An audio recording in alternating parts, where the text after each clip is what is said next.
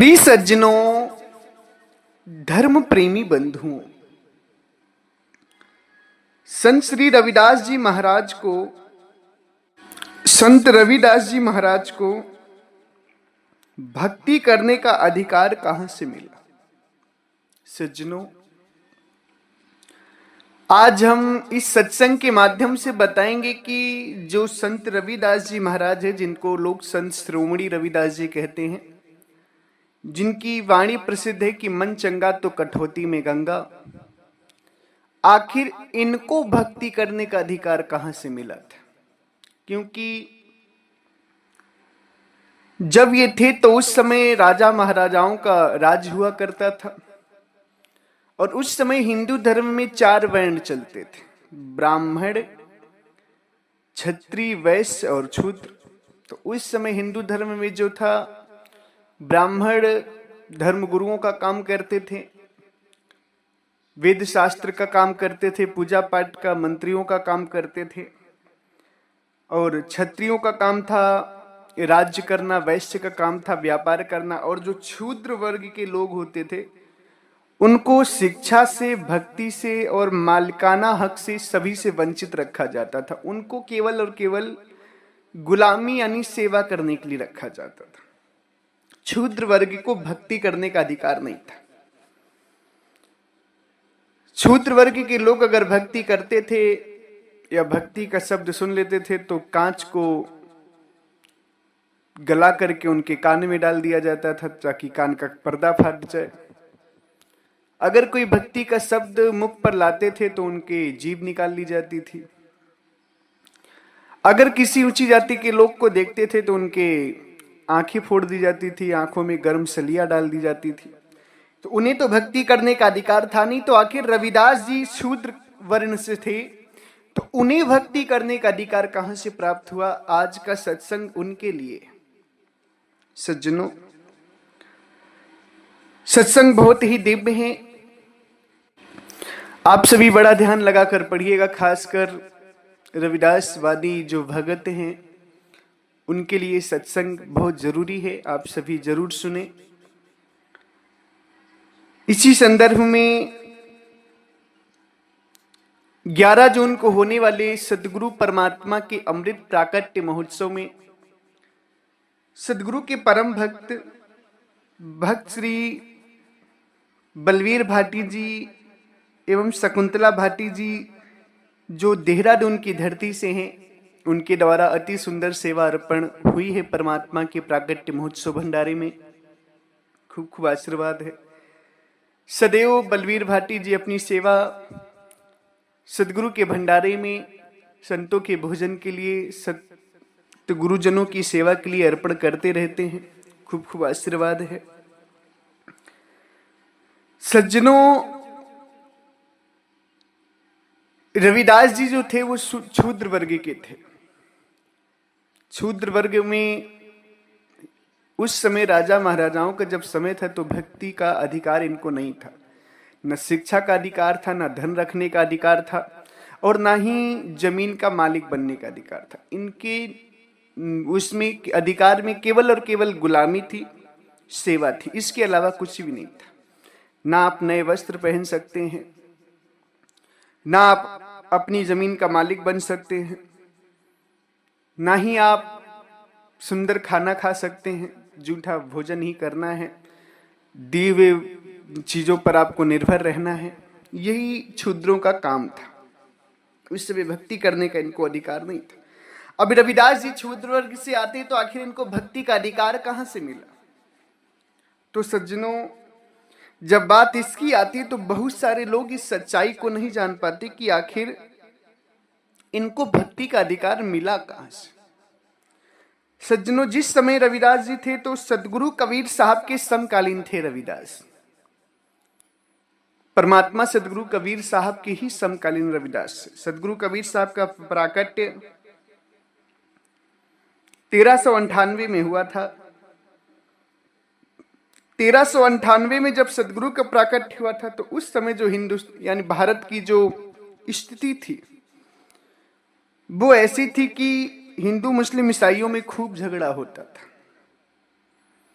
मुस्लिम शासन था, मुस्लिम जबरदस्ती हिंदुओं को मुसलमान बनाते थे, धर्म परिवर्तन कराते थे, और धर्म परिवर्तन ना करने के बाद उनको प्रताड़ित करते थे। अगर कोई कर लिया तो ठीक, जो नहीं करता था तो उनको प्रताड़ित करते थे, सताते थे, कष्ट देते थे, पीड़ा देते थे।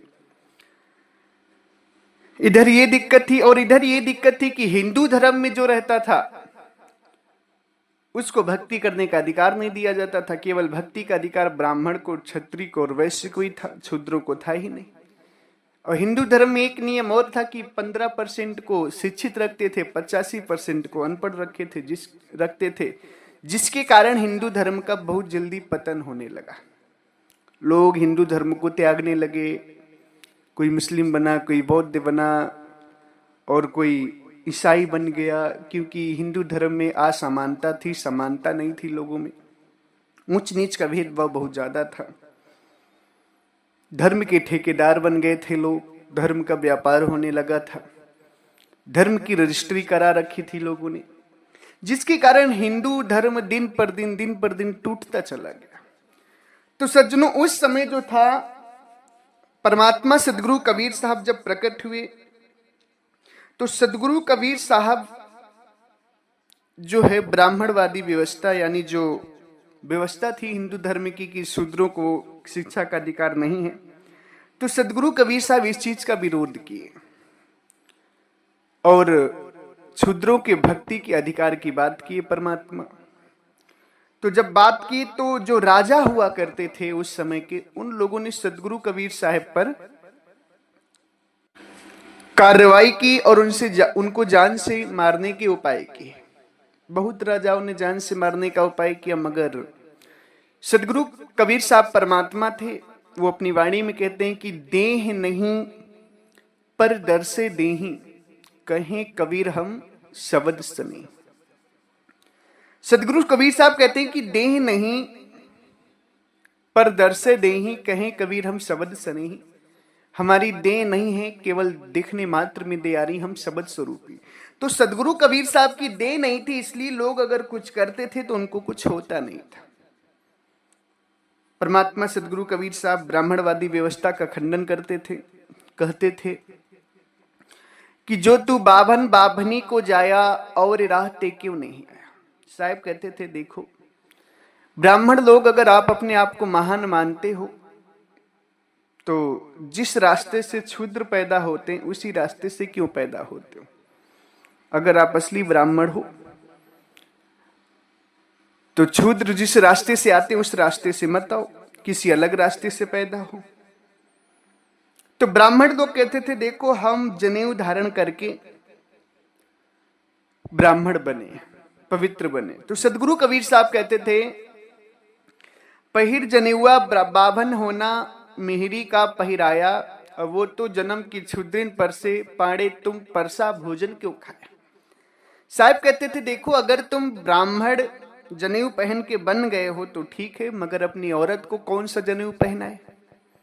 जब औरत को जनेऊ नहीं पहनाए तो वो क्षुद्र हो गई, और क्षुद्र के हाथ का बना हुआ भोजन खाते हो तो तुम्हारा धर्म कहाँ रह गया, तुम्हारा तो धर्म भ्रष्ट हो गया। उसी के साथ रहते हो और उसी के हाथ का बना भोजन खाते हो। तो इतनी कठोर वाणियां जब सदगुरु कबीर साहब बोलते थे तो उस समय ब्राह्मण लोग राजा के मंत्री और गुरु भी हुआ करते थे। तो राजाओं को जो ब्राह्मण लोग थे वो चढ़ाते थे कि ये धर्म विरोधी है, ये कहता है कि पाथर पूजे हरि मिले मैं पीजू पहाड़, तासे तो चाकी भली पीस खाए संसार। ये मंदिर का विरोध करता है। साहिब को उल्टा पुल्टा कहकर राजाओं से चढ़ा देते थे कि राजा इनको मार दे। राजा कार्रवाई भी करता था। राजा जो है सदगुरु कबीर साहब को मारने के प्रयास करते थे, बहुत राजाओं ने किए, मारने का प्रयास किया, मगर सदगुरु कबीर साहब परमात्मा थे, उनका कोई कुछ बिगाड़ नहीं पाया, जिसके कारण सभी राजा नतमस्तक हो जाते थे साहिब के आगे। जब सभी राजा नतमस्तक हो जाते थे, साहिब का कुछ होता नहीं था, तो राजाओं को ये लगता था कि ये कोई साधारण पुरुष तो नहीं है, कोई संत महात्मा तो नहीं है, ये कोई दिव्य पुरुष है कि इन पर हम लोग वार करते हैं, बाकी इनका कुछ होता नहीं। हम लोग गोलियां चलवाते हैं, कुछ नहीं होता, हाथी के पैर के नीचे कुछ चलवाते हैं, कुछ नहीं होता, जेल के अंदर डालते हैं, निकल जाते हैं बाहर।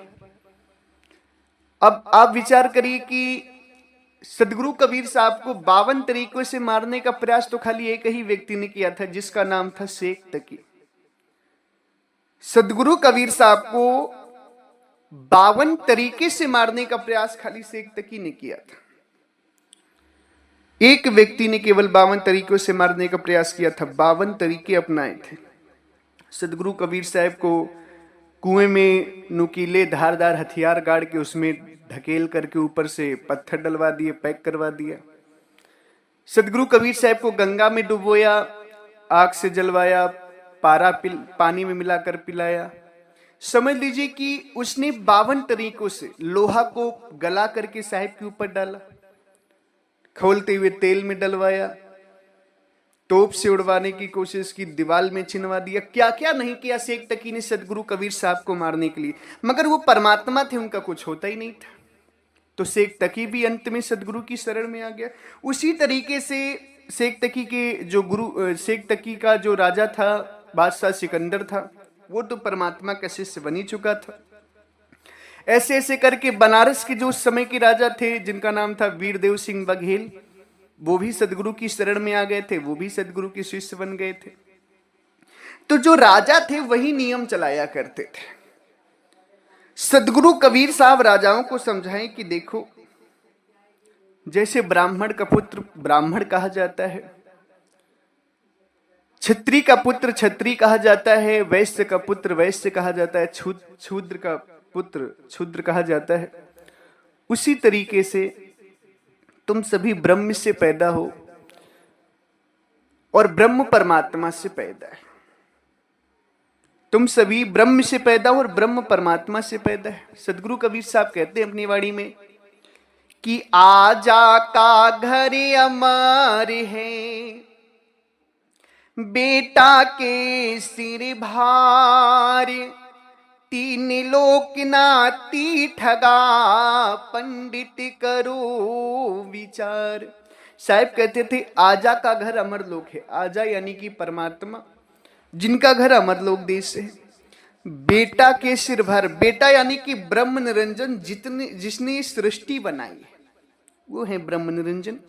और तीन लोक नाती, यानी तीन लोग जो है संसार के तीन लोगों के जो लोग हैं वो परमात्मा के नाती। पंडित करो विचार, हे पंडित इस बात का विचार करो, तुम भेदभाव किसके लिए करते हो?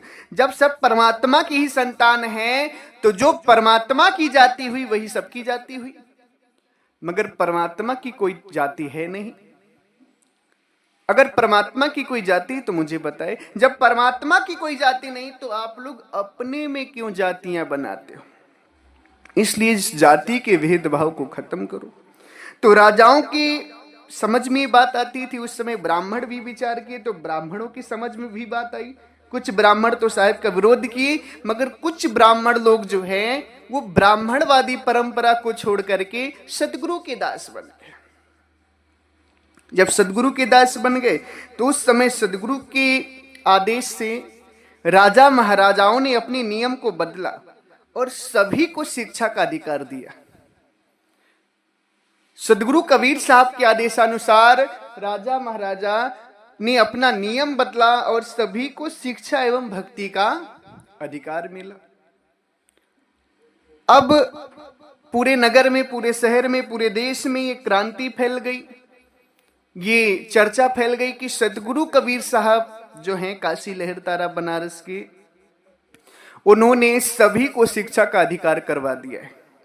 सभी राजाओं ने उनकी बात मान ली है और उनको कोई मारता है तो उनको कुछ होता नहीं है और सभी का वो खंडन करते हैं, पाखंडवाद का खंडन करके सभी को सत्य ज्ञान देते हैं।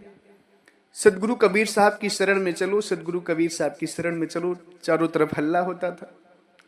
तो उसी में रविदास जी जो थे, उनको जब इस बात का पता चला कि भक्ति का अधिकार सबको मिला है, तो रविदास जी सदगुरु कबीर साहब के शरण में पहुंचे और सदगुरु कबीर साहब से बोले कि मुझे भी भक्ति करना है, मुझे आप अपनी शरण में ले लो। तो रविदास जी हरिजन यानी जाति के थे, शूद्र जाति के थे। तो उस समय बनारस के सबसे बड़े गुरु थे ब्राह्मण जाति में स्वामी रामानंद जी। स्वामी रामानंद जी ब्राह्मण के ब्राह्मणों में सबसे बड़े गुरु थे उस समय के समकालीन। तो सदगुरु कबीर साहब जो हैं रविदास जी को स्वामी रामानंद जी के पास ले गए और स्वामी रामानंद जी से दीक्षा दिलवाई। और ये एक बहुत बड़ी बात थी, क्योंकि उस समय स्वामी रामानंद जी जो थे वो शूद्रों से ही नहीं, अन्य किसी जाति के लोगों से 7 पर्दों के अंदर बात करते थे। 7 पर्दे लगते थे, उसके अंदर बात करते थे। वो दूसरी की छवि नहीं देखना चाहते। ब्राह्मणों शूद्रों से बात करना तो दूर, शूद्रों को ज्ञान देना तो दूर, वो अन्य जातियों के लोगों से भी 7 पर्दों के अंदर बात करते थे। इतने बड़े ब्राह्मण थे, ब्राह्मणवादी व्यवस्था को मानते थे। सदगुरु कबीर साहब स्वामी रामानंद जी से रविदास जी को दीक्षा दिलवाए। जब दीक्षा दिलवाए तो ये भी एक बहुत बड़ी बात हो गई उस समय कि स्वामी रामानंद जी जो शूद्रों को देखते तक नहीं थे, उनके ऊपर दृष्टि तक नहीं ले जाते थे, उन्होंने रविदास शूद्र को ज्ञान दे दिया, अपना शिष्य बना लिया। बहुत बड़ी बात है। उसमें भी सदगुरु कबीर साहब का ब्राह्मणों ने बहुत विरोध किया, मगर कोई कुछ कर नहीं पाया परमात्मा का। अब क्या हुआ कि सदगुरु का प्रचार और जोर शोरों से चलने लगा, जोरों शोरों से चलने लगा। तो उस समय चित्तौड़ की, राजस्थान की थी, अब ये नहीं पता कौन से लोग जानते होंगे आप लोग कि मीरा जी का नाम जानते होंगे आप लोग।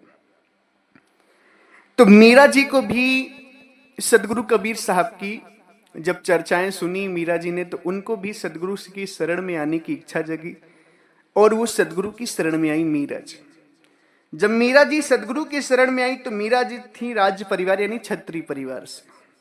सदगुरु कबीर साहब से मीरा जी बोली कि मुझे आप अपनी शरण में ले लीजिए, मैं आपकी भक्ति करना चाहती हूं।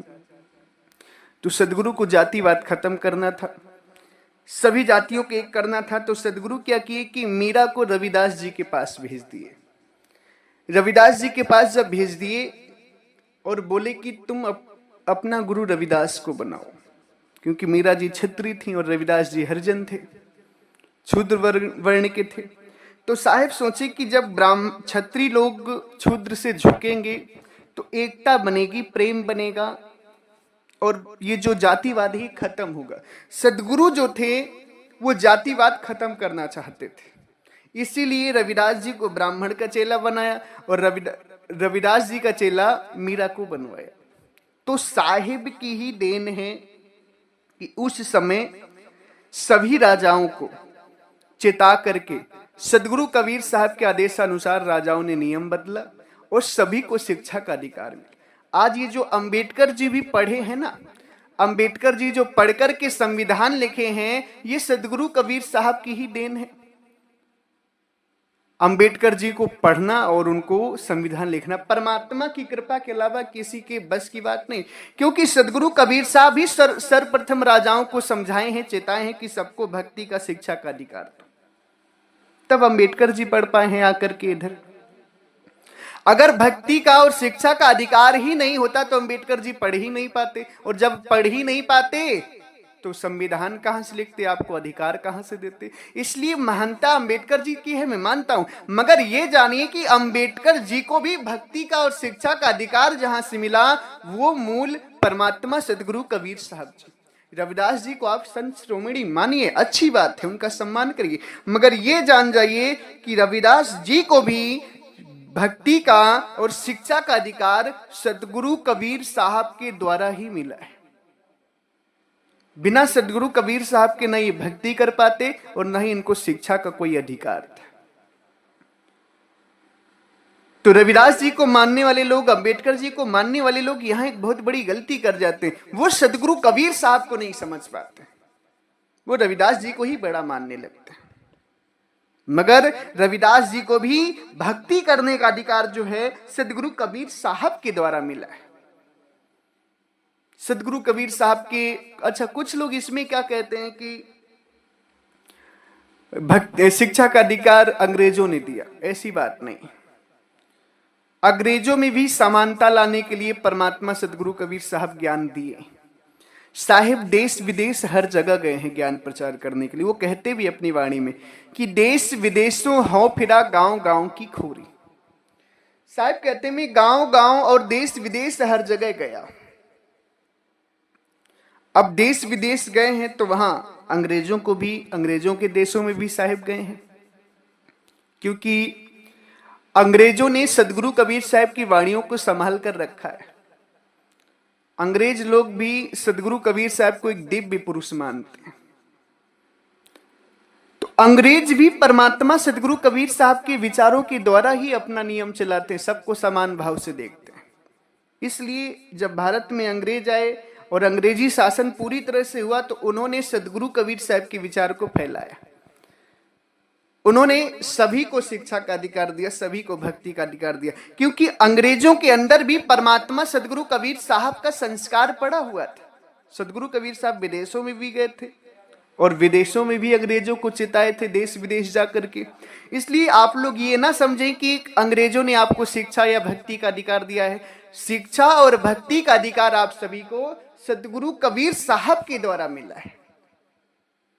नहीं तो अगर सदगुरु कबीर साहब नहीं होते ना, तो आप सभी जान लीजिए कि आप ये जो भक्ति बोल रहे हैं या शिक्षा ले रहे हैं, न पढ़ पाते और न भक्ति का ज्ञान का एक शब्द बोल पाते। अगर शब्द बोलते तो आपकी जीभ काट ली जाती, और ज्ञान का, भक्ति का शब्द सुनते ना तो आपके कानों में कांच गला कर डाल दिया जाता, ताकि कान का पर्दा फट जाता, दोबारा सुन नहीं पाते।